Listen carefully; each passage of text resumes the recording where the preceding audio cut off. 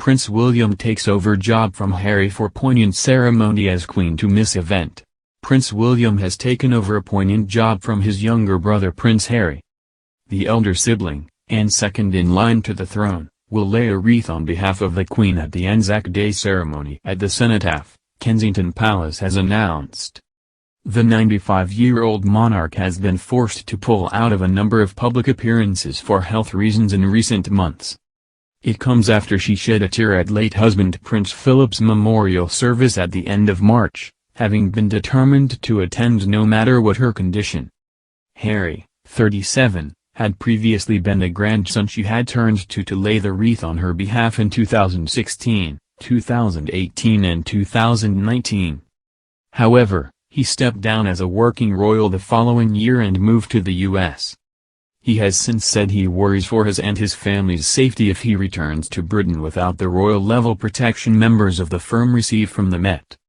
William, 39, will also remember Australians and New Zealanders who have lost their lives in conflict by attending a service of thanksgiving at Westminster Abbey. The two events fall on April 25. And will follow a dawn service at Wellington Arch at London's Hyde Park Corner, which will be attended by the Queen's cousin the Duke of Gloucester.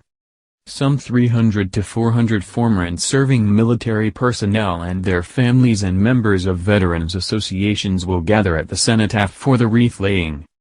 The traditional church service in the Abbey will feature an address by the Dean of Westminster, readings from the New Zealand and Australian High Commissioners, prayers read by children of each country, and a Maori Waiata performed by London-based Ngati Ranana London Maori Club. It has become customary for other members of the family to lay the wreath on the Queen's behalf in recent years. The Duke of Sussex did so in 2016 and 2018, and attended the Abbey service with his sister-in-law Kate in 2019, just days before the birth of his son Archie. William marked Anzac Day in 2021 by sending a message to the New Zealand and Australian High Commissions in London, saying, "Today we stand together to reflect not only on their sacrifices, but also their courage, sense of duty, and their famously indomitable spirit."